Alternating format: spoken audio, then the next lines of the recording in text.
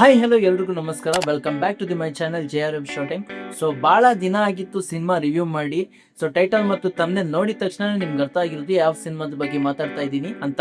KD ಸಿನಿಮಾನ ನೋಡಿ ಬಂದಾಯ್ತು. ಈ ಸಿನಿಮಾದಲ್ಲಿ ನನಗೆ ಇಷ್ಟ ಆಗಿರುವಂತಹ ಪಾಯಿಂಟ್ಸ್ ಮತ್ತೆ ಕಷ್ಟ ಆಗಿರುವಂತಹ ಪಾಯಿಂಟ್ಸ್ ಬಗ್ಗೆ ಸಿನಿಮಾ ಹೇಗಿದೆ ಅಂತ ಮಾತಾಡೋಣ. So let's start. So Bengaluru Narthaki theatre ಅಲ್ಲಿ ಬೆಳಿಗ್ಗೆ 6:30ಗೆ ಫಸ್ಟ್ ಶೋ ಫ್ಯಾನ್ಸ್ ಗಳ ಜೊತೆ ಸಿನಿಮಾನ ನೋಡಿ ಬಂದಾಯ್ತು. ಈ ಸಿನಿಮಾದ ಕಥೆ ಕಡೆ ಬಂದ್ರೆ, ಈ ಸಿನಿಮಾದ ಕಥೆ ಆರಂಭ ಆಗೋದು 1975ರಲ್ಲಿ ಹಳೆ ಕಾಲಘಟ್ಟದ ಬೆಂಗಳೂರು. ಅಲ್ಲಿಂದ ಈ ಕಥೆ ಸ್ಟಾರ್ಟ್ ಆಗುತ್ತೆ. ಅಲ್ಲಿ ಒಬ್ಬ ತಮ್ಮ ತನ್ನ ಅಣ್ಣನೇ ಸರ್ವಸ್ವ ಅನ್ಕೊಂಡು ಜೀವನ ಮಾಡ್ತಾ ಇರ್ತಾನೆ. ಇಲ್ಲಿ ಅಣ್ಣ ಅಂದ್ರೆ ರಮೇಶ್ ಅರವಿಂದ್ ಅವರು, ಇನ್ನ ತಮ್ಮ KD ಅಲಿಯಾಸ್ ಕಾಳಿದಾಸ ಅಂದ್ರೆ ನಮ್ಮ ಧ್ರುವ ಸರ್ಜಾ ಅವರು. ಈ KD ಅಲಿಯಾಸ್ ಕಾಳಿದಾಸ ಒಬ್ಬ ಸಾಮಾನ್ಯ ಹುಡುಗನಾಗಿರ್ತಾನೆ. ಅಂದ್ರೆ ತುಂಬಾ ಇನ್ನೋಸೆಂಟ್, ಎಲ್ರ ಜೊತೆನು ಬೆಳೆದ್ಕೊಂಡು ಎಲ್ರ ಜೊತೆನು ಖುಷಿಯಾಗಿರ್ತಾನೆ. ಯಾರಾದ್ರೂ ಬೈದ್ರೆ ಬೈಸ್ಕೊಂಡಿರ್ತಾನೆ, ಯಾರ ಮೇಲೂ ಕೈ ಎತ್ತಲ್ಲ. ಒಬ್ಬ ನಿಷ್ಕಲ್ಮಶವಾದಂತಹ ಹೃದಯವುಳ್ಳ ವ್ಯಕ್ತಿಯಾಗಿರ್ತಾನೆ. ಆದ್ರೆ ಚಿಕ್ಕ ವಯಸ್ಸಲ್ಲಿ ಸ್ಕೂಲ್ ಹೋಗೋಕೆ ಆಸಕ್ತಿ ಇರಲ್ಲ. ಅಣ್ಣನಿಗೆ ಅದೇ ಬೇಜಾರು. ಇಬ್ರು ಕೂಡ ಮಾತಾಡೋದನ್ನ ಬಿಟ್ಟಿರ್ತಾರೆ. ಇವನು ತನ್ನ ಜೀವನದಲ್ಲಿ ಒಬ್ಬ ವ್ಯಕ್ತಿಯನ್ನ ಸ್ಫೂರ್ತಿಯಾಗಿ ತಗೊಂಡಿರ್ತಾನೆ. ಆದ್ರೆ ಒಂದು ದಿನ ಇವನ ಜೊತೆ ಒಂದು ಘಟನೆ ನಡೆಯುತ್ತೆ. ಆ ಘಟನೆಯಿಂದ ಇಷ್ಟು ಇನ್ನೋಸೆಂಟ್ ಆಗಿರುವಂತಹ ಒಬ್ಬ ವ್ಯಕ್ತಿ ಸಡನ್ ಆಗಿ ರಾಕ್ಷಸ ಅವತಾರವನ್ನು ಪಡೆದು ಭೂಗತ ಲೋಕಕ್ಕೆ ಎಂಟ್ರಿ ಕೊಡ್ತಾನೆ. ಇವನು ಸಡನ್ ಆಗಿ ಈ ರಾಕ್ಷಸ ಅವತಾರವನ್ನು ತಾಳೋದಕ್ಕೆ ಕಾರಣ ಏನು? ಇವನು ತನ್ನ ಜೀವನದಲ್ಲಿ ಇನ್ಸ್ಪಿರೇಷನ್ ಆಗಿ ತಗೊಂಡಿದ್ದ ವ್ಯಕ್ತಿ ಯಾರು? ಇವನ ಜೊತೆ ನಡೆದಂತಹ ಘಟನೆ ಏನು? ಈ ಎಲ್ಲಾ ಪ್ರಶ್ನೆಗಳಿಗೆ ಒಂದೇ ಉತ್ತರ ಸಿನಿಮಾನ ಥಿಯೇಟರ್ ಅಲ್ಲಿ ನೋಡಿ. ಸೊ ಇಷ್ಟ ಆಗಿತ್ತು ಈ ಸಿನಿಮಾದ ಕಥೆ. ಈಗ ಅನಲೈಸಿಸ್ ಕಡೆ ಬರೋದಾದ್ರೆ, ಇಲ್ಲಿ ಆಕ್ಚುಲಿ ಕಥೆ ಚೆನ್ನಾಗಿದೆ, ಆದ್ರೆ ಸಿಂಪಲ್ ಆಗಿದೆ, ಬಟ್ ಸಂಪೂರ್ಣವಾಗಿಲ್ಲ. ಯಾಕಂದ್ರೆ ಪ್ರೇಮ್ನವರು ಒಂದು ಇಂಟರ್ವ್ಯೂ ನಲ್ಲಿ ಹೇಳ್ದಂಗೆ 2.5 ನಿಮಿಷದ ಏನ್ ಟ್ರೈಲರ್ ನೋಡಿದ್ವೋ ಅದು 2.5 ಗಂಟೆಯ ಸಿನಿಮಾ. ಇದು ಒಂದು ದೊಡ್ಡ ಟ್ರೈಲರ್ ಅಂತಾನೆ ಹೇಳ್ಬಹುದು. ಯಾಕಂತ ಮುಂದೆ ಹೇಳ್ತೀನಿ. ಅಷ್ಟು ಈ ಸಿನಿಮಾದ ಕಾಸ್ಟ್ ಕಡೆ ಬರೋದಾದ್ರೆ, ಧ್ರುವ ಸರ್ಜಾ ಅವರು ಆಕ್ಚುಲಿ ಹೇಳ್ಬೇಕು ಅಂತಂದ್ರೆ ತನ್ನ ಪಾತ್ರಕ್ಕೆ ನಟನೆಯನ್ನ ತುಂಬಾ ಚೆನ್ನಾಗಿ ಮಾಡಿದ್ದಾರೆ. ಎಸ್ಪೆಷಲಿ ಇನ್ನೋಸೆಂಟ್ ಆಗಿರ್ಬಹುದು, ಅದಾದ್ಮೇಲೆ ಟ್ರಾನ್ಸ್ಫಾರ್ಮ್ ಆಗಿ ರಾಕ್ಷಸನ ರೂಪ ತಾಳಿ ಆ ರೌಡಿಸಂ ನ ನಟನೆ ಕೂಡ ಆಗಿರ್ಬೋದು.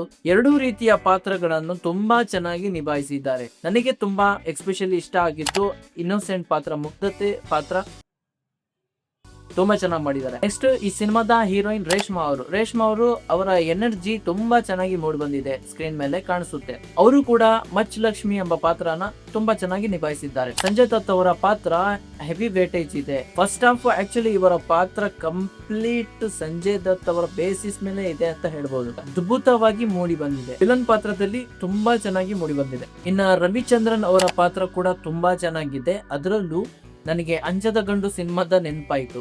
ಅದ್ಭುತವಾಗಿ ಮೂಡಿ ಬಂದಿದೆ. ಇನ್ನ ರಮೇಶ್ ಅರವಿಂದ್ ಅವರ ಪಾತ್ರ ತುಂಬಾ ಚೆನ್ನಾಗಿದೆ. ಅದರಲ್ಲೂ ಕ್ಲೈಮ್ಯಾಕ್ಸ್ ಟ್ವಿಸ್ಟ್ ಕ್ರೇಜಿ ಆಗಿತ್ತು. ಶಿಲ್ಪಾ ಶೆಟ್ಟಿ ಅವರ ಪಾತ್ರ ಕೂಡ ತುಂಬಾ ಚೆನ್ನಾಗಿದೆ. ಬಟ್ ಸ್ಕ್ರೀನ್ ಟೈಮ್ ಸ್ವಲ್ಪ ಇನ್ನೂ ಜಾಸ್ತಿ ಇರ್ತಿದ್ರೆ ಚೆನ್ನಾಗಿರ್ತಿತ್ತು ಅನ್ನೋ ಒಂದು ಫೀಲಿಂಗ್ ನನಗೆ ಬಂತು. ಇದರ ಜೊತೆಗೆ ಕೊನೆಯಲ್ಲಿ ಬರುವಂತಹ ನಮ್ಮ ಕಿಚ್ಚ ಸುದೀಪ್ ಅವರ ಒಂದು ಶಾರ್ಟ್ ಕ್ಯಾಮಿಯೋ ಕೂಡ ಬೆಂಕಿಯಾಗಿತ್ತು. ಸಣ್ಣ ಕ್ಯಾಮಿಯೋ ಇದ್ರು ಅವರ ಎಂಟ್ರಿ, ಅವರ ಮಾಸ್ ಲೆವೆಲ್, ಐಕಾನಿಕ್ ಸ್ಟೈಲು ಕೂಡ ತುಂಬಾ ಚೆನ್ನಾಗಿತ್ತು. ಈ ಸಿನಿಮಾದ ಸಿನಿಮಾಟೋಗ್ರಫಿ ಕಡೆ ಬಂದ್ರೆ, ಆಗಿನ ಕಾಲಘಟ್ಟದ ಬೆಂಗಳೂರನ್ನು ಯಾವ ರೀತಿ ತೋರಿಸ್ಬೇಕು ಆ ರೀತಿ ಕ್ಲಿಯರ್ ಆಗಿ ತೋರಿಸಿದ್ದಾರೆ. ಅಂದ್ರೆ ಆಗಿನ ಕಾಲಘಟ್ಟದ ಸೆಟ್ ವರ್ಕ್ ಆಗಿರ್ಬೋದು, ಬಟ್ಟೆ ಆಗಿರ್ಬೋದು, ಆ ಆರ್ಟ್ ಡೈರೆಕ್ಟರ್ಗಳು ಕೂಡ ತುಂಬಾ ಚೆನ್ನಾಗಿ ಮಾಡಿದ್ದಾರೆ. ಇನ್ನ KVN ಪ್ರೊಡಕ್ಷನ್ ಕೂಡ ಆ ಕಾಲಘಟ್ಟವನ್ನು ನಿರ್ಮಿಸುವಲ್ಲಿ ಹಿಂದಕ್ಕೆ ಸರಿಲಿಲ್ಲ. ಮತ್ತೆ ರಿಚ್ನೆಸ್ ನ ಬಿಲ್ಟ್ ಮಾಡೋದ್ರಲ್ಲಿ KVN ಪ್ರೊಡಕ್ಷನ್ ಸಾಥ್ ತುಂಬಾ ನೀಡಿದೆ. ಚಿತ್ರವನ್ನು ಅದ್ಭುತವಾಗಿ ಸ್ಕ್ರೀನ್ ಮೇಲೆ ತರಲು ಸಾಥ್ ನೀಡಿದೆ.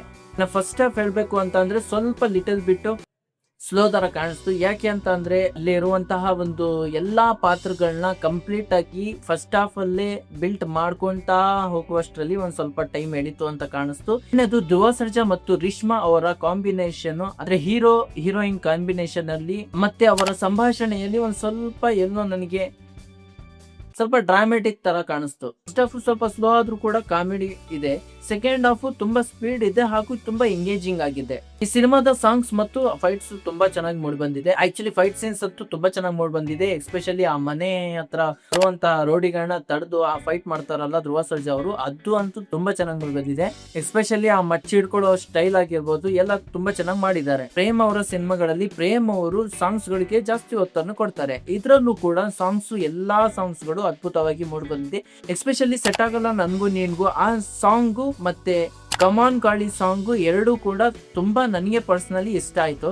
ಯಾಕಂದ್ರೆ ಆಗಲ್ಲ ನನಗೂ ನಿಂಗು ಸಾಂಗ್ ಆಗಿನ ಕಾಲಘಟ್ಟದಲ್ಲಿ ಸ್ಟೋರಿ ನಡೀತಾ ಟ್ರಾನ್ಸ್ಫಾರ್ಮ್ ಆಗಿ ಔಟ್ ಆಫ್ ಅಲ್ಲಿ ಹೋಗಿ ಆ ಸಾಂಗ್ ನ ಶೂಟ್ ಮಾಡಿರುವಂತಹದ್ದು. ಆ ಸಿನಿಮಾಟೋಗ್ರಫಿ ತುಂಬಾ ಚೆನ್ನಾಗಿ ಮೂಡ್ ಬಂದಿದೆ. ಆ ಪ್ರೆಸೆಂಟೇಶನ್ ಕೂಡ ತುಂಬಾ ಚೆನ್ನಾಗಿದೆ. ಇನ್ನು ಸರ್ಸೆ ಸಾಂಗ್ ಕೂಡ ಏನು ವೈರಲ್ ಆಗಿ ಟೀಕೆಗೆ ಒಳಗಾಗಿತ್ತೋ ಆ ಸಾಂಗು ಈ ಸಿನಿಮಾದಲ್ಲಿ ರಿಮೂವ್ ಮಾಡಿದ್ದಾರೆ. ಆದ್ರೆ ಸಿನಿಮಾ ಮುಗಿಯುವ ಹಂತದಲ್ಲಿರುವಾಗ ಕ್ಲೈಮ್ಯಾಕ್ಸ್ ಲೀಡ್ ಅಲ್ಲಿ ಮತ್ತೆ ಕ್ಲೈಮ್ಯಾಕ್ಸ್ ನ ದೃಶ್ಯಗಳಲ್ಲಿ ಹಲವಾರು ಟ್ವಿಸ್ಟ್ ಗಳನ್ನ ನಾವು ಕಾಣಬಹುದು. ಸಿನಿಮಾ ನೋಡಿ ಹೊರ ಬಂದಿದ ತಕ್ಷಣ ಕೆಲವೊಂದು ತಲೆಯಲ್ಲಿ ಪ್ರಶ್ನೆಗಳು ಕಾಡ್ತಾ ಇರಬಹುದು. ಎಲ್ಲರೂ ತಲೆಯಲ್ಲಿ ಹುಳ ಬೀಳುವ ಕೆಲಸ ಡೈರೆಕ್ಟರ್ ಏನ್ ಮಾಡಿದ್ದಾರೆ. ಹಾಗೆ ಎಲ್ಲಾ ಪ್ರಶ್ನೆಗಳು ಕಾಡುತ್ತಲ್ಲ, ಇದಕ್ಕೆ ಎಲ್ಲಾ ಉತ್ತರನ ಪಾರ್ಟ್ 2 K2 KD ಪಾರ್ಟ್ 2 ಆ ಪ್ರಶ್ನೆಗಳಿಗೆ ಆ ಉತ್ತರಗಳನ್ನ ನಾವು ಕಾಣಬಹುದು. ಲಾಸ್ಟ್ ಅಲ್ಲಿ ಕ್ರೆಡಿಟ್ಸ್ ಇನ್ನ ತೋರಿಸಿದ್ದಾರೆ. ಇಷ್ಟು ಈ ಸಿನಿಮಾದಲ್ಲಿ ನನಗೆ ಇಷ್ಟ ಆಗಿರುವಂತಹ ಪಾಯಿಂಟ್ಸ್ ಮತ್ತೆ ಕಷ್ಟ ಆಗಿರುವಂತಹ ಪಾಯಿಂಟ್ಸ್. ಸೊ ಈ ಸಿನಿಮಾಕ್ಕೆ ನಾನು ರೇಟಿಂಗು 5/4 ನ ಕೊಡ್ತೀನಿ. ಸೊ ನೀವು ರಕ್ತಪಾತ ಸಿನಿಮಾಗಳು, ಮಾಸ್ ಆಕ್ಷನ್, ಸೆಂಟಿಮೆಂಟಲ್ ಸಿನಿಮಾ ನೋಡ್ಬೇಕು ಅಂತಂದ್ರೆ ಖಂಡಿತವಾಗಿ ನೀವು KD ಸಿನಿಮಾನ ನೋಡಬಹುದು. ಹೋಗಿ ಥಿಯೇಟರ್ ಅಲ್ಲಿ ಸಿನಿಮಾನ ನೋಡಿ. ಸೊ ಇದಾಗಿತ್ತು ಈ ಸಿನಿಮಾದ ರಿವ್ಯೂ. ಬೇರೆ ಸಿನಿಮಾದ ರಿವ್ಯೂ ಜೊತೆ ಮತ್ತೆ ಹಾಜರಾಗ್ತೀನಿ. ಅಲ್ಲಿವರೆಗೂ ಬಾಯ್.